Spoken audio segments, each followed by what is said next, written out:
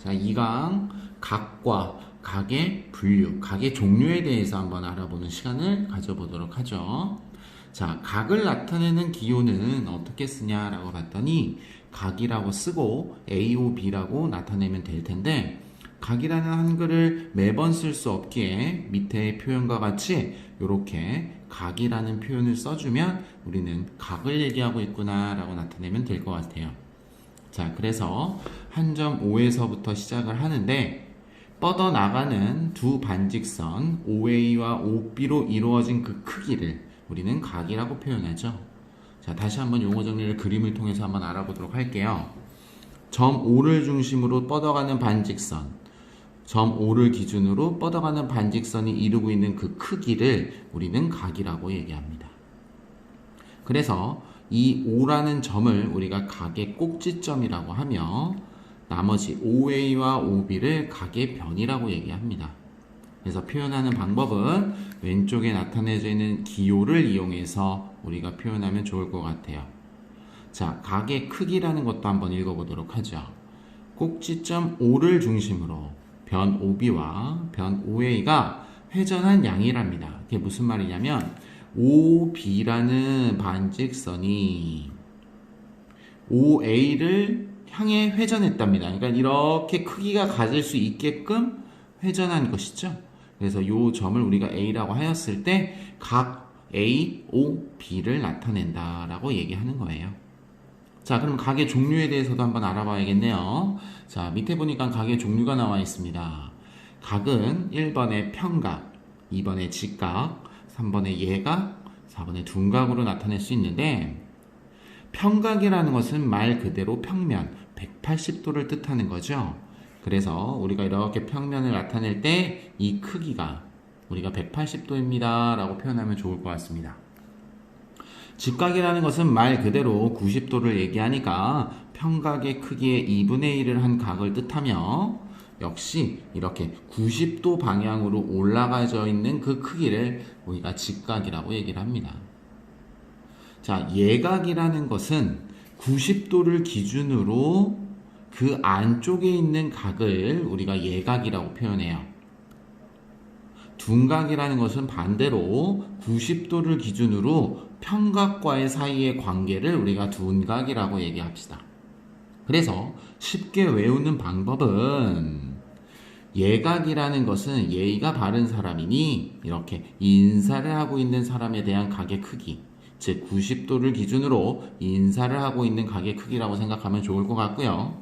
둔각이라는 것은 말 그대로 둔하다라는 뜻으로 이렇게 누워있는 사람의 모양을 형상하시면 이 크기를 우리가 둔각이다라고 생각하면 조금 헷갈림 없이 외울 수 있을 것 같아요.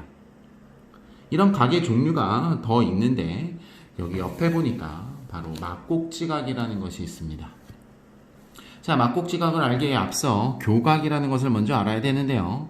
그 뜻을 한번 읽어보니, 직선이 한 점에서 만날 때, 즉 두 직선이 교차돼서 만날 때 생기는 4개의 각의 크기들을 모두 다 우리는 교각이라고 얘기를 합니다. 즉 밑에서의 그림처럼 두 직선이 만나서 한 점에서 교차점이 생겼고, small a, small b, small c, small d를 우리는 모두 다 교각이라고 부를 수 있겠네요. 그러면 막꼭지각이라는 것은 뭔지 봤더니 마주보는 각이라고 했습니다. 즉 1번에서 마주보고 있는 각은 B와 D가 될 거고요. 마주보고 있는 각은 A와 C가 되겠죠. 그래서 이런 막꼭지각의 성질들을 보니 막꼭지각은 그 크기가 서로 같다라고 했습니다. 그러니 각 A와 각 C의 크기가 같아서 파란색으로 표기를 했고, 각 B와 각 D가 같아서 빨간색으로 표기했습니다. 그러면 꼭 선이 두 개만 막꼭지각으로 같을 수가 있을까요?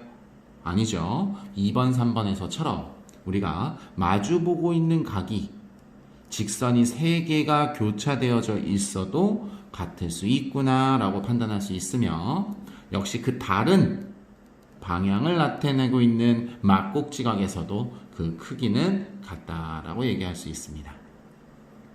자, 다음 장 넘겨볼까요? 자, 다음 장 넘겨보니 직교한다라는 표현과 수선이라는 표현이 있습니다. 우리가 이제 중학수학을 시작으로 고등수학까지 공부를 하게 될 텐데 이런 용어 정리에 대해서는 헷갈림 없이 정리를 해두시는 게 좋을 것 같아요. 왜냐하면 고등학교 3학년 우리 학교생활 6년 동안 공부해야 될 과정 중에 이런 말들은 많이 나오기 때문에 헷갈림 없이 용어 정리를 해두셔야 될 것 같습니다. 자, 1번부터 한번 천천히 다시 정리를 해보도록 하죠. 직교한다라는 말이 있는데요. 어떤 뜻인지 한번 보니까 두 직선 A와 AB와 CD가 교각이 직각이라고 되어 있습니다. 교차되는 각이 크기가 직각, 90도라는 얘기죠. 그때 그 두 직선을 우리는 직교한다라고 합니다. 자, 그림을 보면서 이해하면 AB의 이 직선이 CD의 이 직선과 90도로 만나고 있어요. 이거를 직교한다라는 표현을 씁니다. 그래서 표현 방법은 직선이라고 했으니까 양쪽 방향으로 뻗어가는 AB며 양쪽 방향으로 뻗어가는 CD가 이렇게 90도의 평각과 90도를 나타내는 어떠한 기호를 써서 표현했습니다. 반대로 수직과 수선이라는 것이 있는데요. 직교하는 두 직선이 이렇게 수직 90도로 만나면 우리는 수직이라고 하는 거죠. 그리고 한 직선을 다른 직선의 수선이라고 부릅니다. 자, 그러니 기준이 되어지는 선에 90도에 직교하게끔 각을 만들어주는 이 선의 이름을 우리는 수선이라고 해요. 반대로 이 CD라는 선을 기준으로 AB는 직교하게 만들었으니 수선이 되겠죠. 그래서 수직과 수선이라는 말을 반드시 기억해 주시고요. 수직 2등분이라는 것은 위에서와 같이 수직으로 2등분이 되어지는 선이다 라고 생각하시면 됩니다. 즉 선분 AB를 중점 M을 지나고 자 AB라는 선을 한번 그림을 그려보면 이렇게 A와 B를 지나는 선분이라고 했으니 이렇게 끊어주시면 될 것 같고요.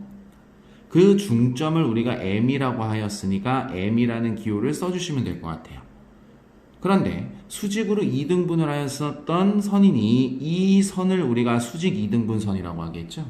그래서 수직이라는 90도의 표현을 해주시고 그리고 이 길이가 서로 같군요 라고 얘기해 주시면 좋을 것 같습니다.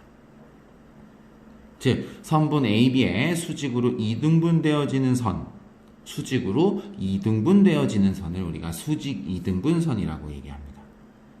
그러면 수선의 발이라는 것은 무엇인지 한번 또 읽어보도록 하죠.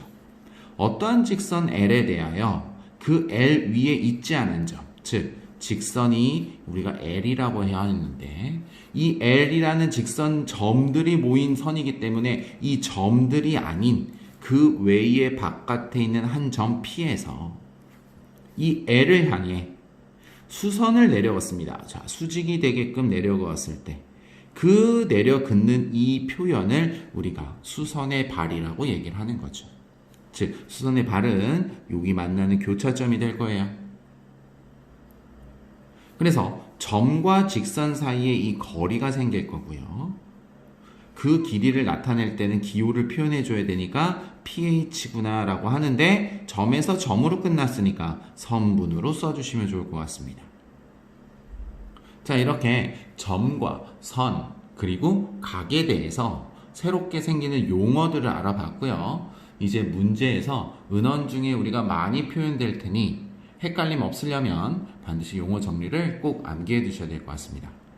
다음 시간에는 입체 속에서의 어떤 평면의 관계에서 생기는 새로운 용어들도 한번 알아보도록 하죠. 이번 시간은 여기까지 하겠습니다.